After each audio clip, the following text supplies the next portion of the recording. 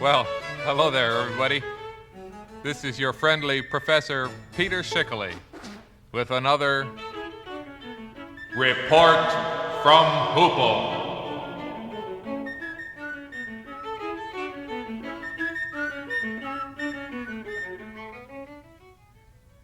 And the top of the morning to all of you out there from all of us up here at WOOF, Hoople, North Dakota. Now, I don't want to bore you with a lot of useless chit-chat this morning when I could be doing it with a lot of useless music, so let's get started right away with some P.D.Q. Bach. And we like to do this number for Arthur and Bob and Cliff and David and Esther and Fiona and Gerard and Herb and Irene and Josie and Catherine and Larry and Molly and Norman and Olaf and Phil and Quentin and Ralph and Steve and Tom and Ursula and Vince and Warren and Zena and Yvonne and Zeke. So let's listen now as we hear I Virtuosi di Hoople performing the Echo Sonata for Two Unfriendly Groups of Instruments by P.D.Q. Bach. Shickley number 9.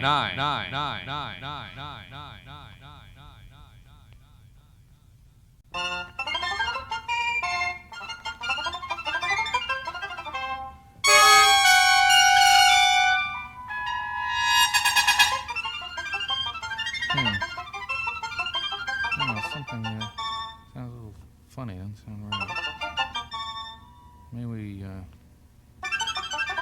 it backwards here. Excuse me, folks. We seem to have the tape on backwards or something. Let's give it another try. All right, now we will hear the P.D.Q. Bach Echo Sonata for Two Unfriendly Groups of Instruments.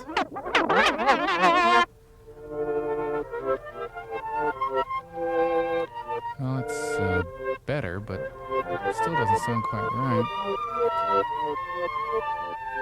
Let's see.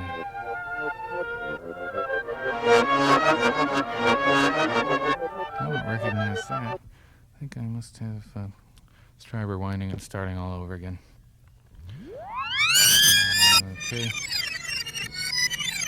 Now, let's hear P.D.Q. Bach's Echo Sonata for Two Unfriendly Groups of Instruments.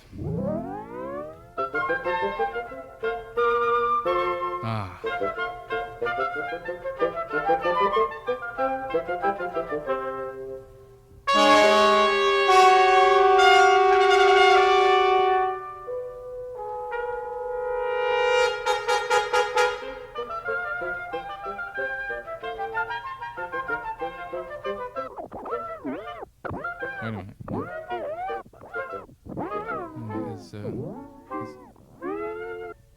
Is that in the piece, or I can't remember? Oh, I guess we're... Oh, I guess that's it. Well, folks, you have just heard P.D.Q.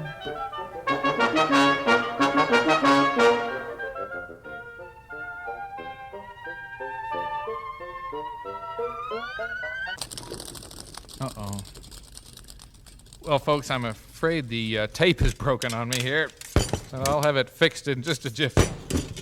Oh. It sure is a heck of a way to start the morning, isn't it? Okay, there. Now we're ready to hear P.D.Q. Bach's Echo Sonata for Two Unfriendly Groups of Instruments.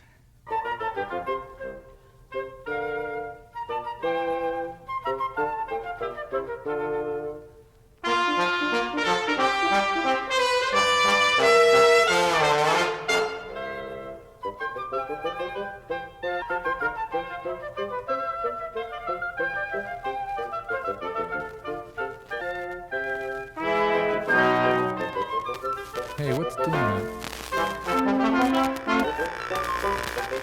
Wait a minute. What is that anyway?